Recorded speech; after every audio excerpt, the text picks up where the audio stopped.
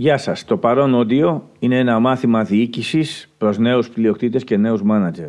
Αγαπητέ πλειοκτήτη και μάνατζερ της ναυτιλίας, ο κόσμος της ναυτιλίας είναι ένας δυναμικός και απαιτητικός χώρος, γεμάτος ευκαιρίες αλλά και προκλήσεις. Ως νέος ηγέτης μιας ναυτιλιακής εταιρείας, έχεις τη μοναδική ευκαιρία να αφήσεις το αποτύπωμά σου όχι μόνο στον κλάδο, αλλά και στους ανθρώπους που αποτελούν την καρδιά της επιχείρησής σου. Η επιτυχία σου δεν θα κριθεί μόνο από τα πλοία, τις εμπορικές συμφωνίες ή τις διαδρομές, αλλά κυρίως από την ικανότητά σου να εμπνεύσεις, να καθοδηγήσεις και να συνδεθείς με την ομάδα σου με ανθρωπιά και εμπιστοσύνη. Η ηγεσία στην ναυτιλία απαιτεί τόσο υψηλή νοημοσύνη, IQ, όσο και συναισθηματική νοημοσύνη, EQ.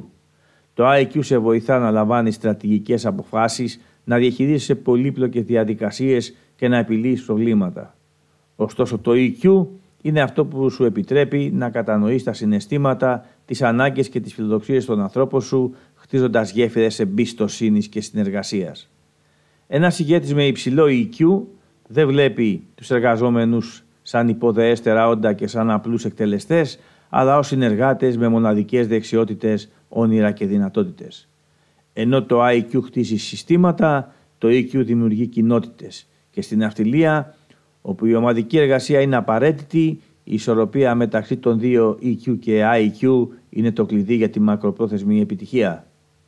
Μπορείς να νιώθεις την πίεση να αποδείξεις την αξία σου μέσω αυστηρότητας ή απολύτου ελέγχου, αλλά η αληθινή δύναμη της ηγεσίας πηγάζει από την ικανότητα να καλλιεργείς ένα περιβάλλον όπου οι άνθρωποι νιώθουν ότι εκτιμώνται και υποστηρίζονται.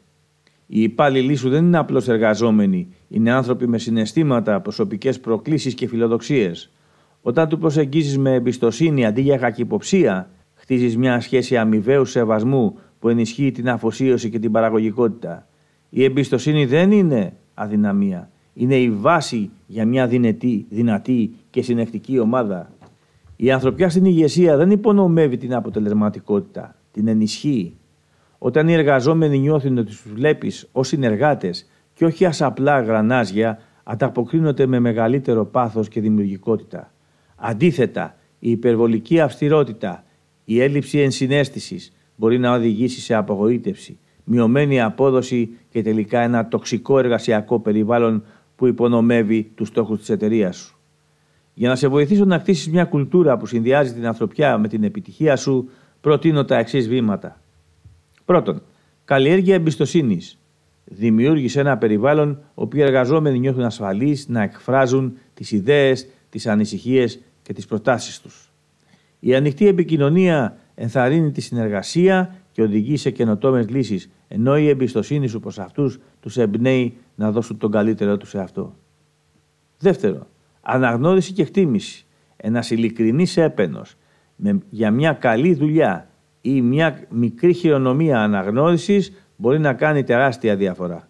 Όταν οι άνθρωποι νιώθουν ότι η προσφορά τους έχει αξία, ενισχύεται η αυτοπεποίθησή τους και η δέσμευσή τους στην εταιρεία. 3. Ενσυναίσθηση και κατανόηση. Αναγνώρισε ότι κάθε εργαζόμενος έχει τη δική του προσωπική διαδρομή. Όταν αντιμετωπίζεις λάθη ή προκλήσεις, προτίμησε την καθοδήγηση αντί για την κριτική. Η ενσυναίσθηση σου επιτρέπει να χτίσεις σχέσεις που ενθαρρύνουν την ανάπτυξη και τη μάθηση. 4.